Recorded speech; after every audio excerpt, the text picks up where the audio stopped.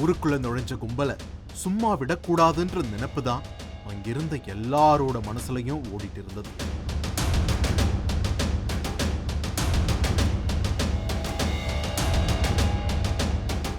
கடத்தப்பட்ட பொண்ண பத்திரமா காப்பாத்திட்டோன்ற செய்தி காவல்துறையினர்கிட்ட இருந்து எப்போ வரும்னு எல்லாரும் காத்திருந்தாங்க.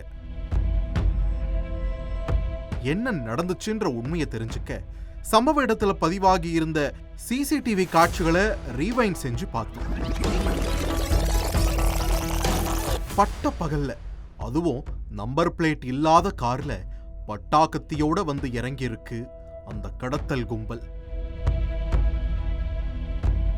வீட்டுக்குள்ள நுழைஞ்ச அடுத்த சில நொடிகள்லயே மின்னல் வேகத்துல ஒரு இளம் பெண்ணை கடத்தி இருக்காங்க.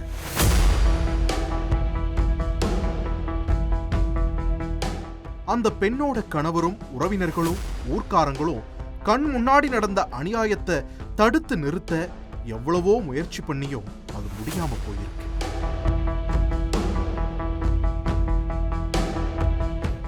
அது மட்டும் இல்லாம சம்பவ இடத்துல இருந்து சீறி பாஞ்ச கார் எதிரில 2 வீலர்ல போயிட்டு இருந்த மற்றொரு நபரையும் இடிச்சு தள்ளிட்டு போயிருக்கு.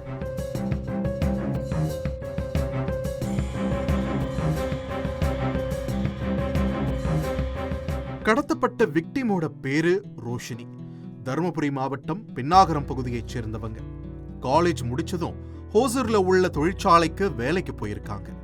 அங்க ரோஷினிக்கும் தனுஷ் என்பவருக்கும் பழக்கம் ஏற்பட்டு அது காதலா மாறி இருக்கு. 2 பேரும் ரொம்ப சின்சியரா லவ் பண்ணியிருக்காங்க. அவங்களோட எதிர்காலம் எப்படியெல்லாம் இருக்க போகுதுன்னு ஒன்னா கனவு கண்டிருக்காங்க. ஆனா அதே மாதிரியே ரோஷினிய பெத்தவங்களுக்கும் மகளோட எதிர்காலம் எப்படியெல்லாம் இருக்கணும், புகுந்த வீட்டுல பொண்ணு எவ்வளவு சந்தோஷமா வாழணும்னு பல கனவுகள் இருந்திருக்கு. இன்ஃபேக்ட் ரோஷினியோட வயசுக்கும் அவரை பெத்தவங்களோட கனவுக்கும் ஒரே வயசுதான். ஆமாங்க, ரோஷினி பிறந்த முதல் நாள்ல இருந்தே மகளுக்கு நல்ல எதிர்காலம் அமைச்சு கொடுக்கணும்னு அவங்களோட பெற்றோர் விரும்பி இருக்காங்க.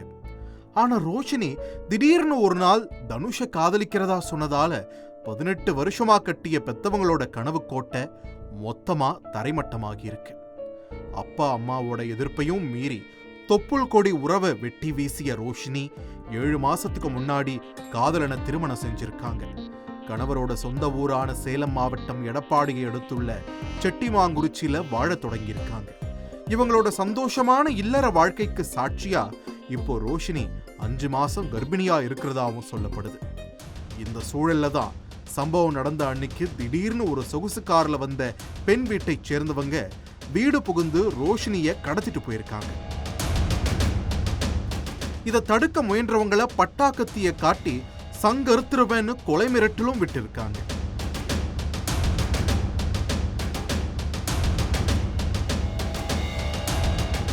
நடந்த சம்பவம் தொடர்பா வழக்கு பதிவு செஞ்ச போலீஸ் கடத்தல் கும்பலை இரவு பகல் பாராம வலைவீசி தேடி வராங்க. மேலும் ரோஷினியோட கணவர்கிட்டையும் குடும்பத்தார்கிட்டையும் விசாரணை மேற்கொண்டு அவங்களுக்கு பாதுகாப்பும் கொடுத்திருக்காங்க. காவல்துறையினரோட முழுமையான விசாரணைக்கு பிறகுதான் இந்த கடத்தல் கும்பலோட சதித்திட்டம் என்னன்னு தெரிய வரும். நடந்த சம்பவம் தொடர்பா வழக்கு பதிவு செஞ்ச போலீஸ் கடத்தல் கும்பலை இரவு பகல் பாராம வலைவீசி தேடி அவங்கள மடக்கி பிடிச்சிருக்காங்க. தொடர் விசாரணைக்கு பிறகுதான் இந்த கடத்தலோட முழு பின்னணியும் தெரிய வரும்.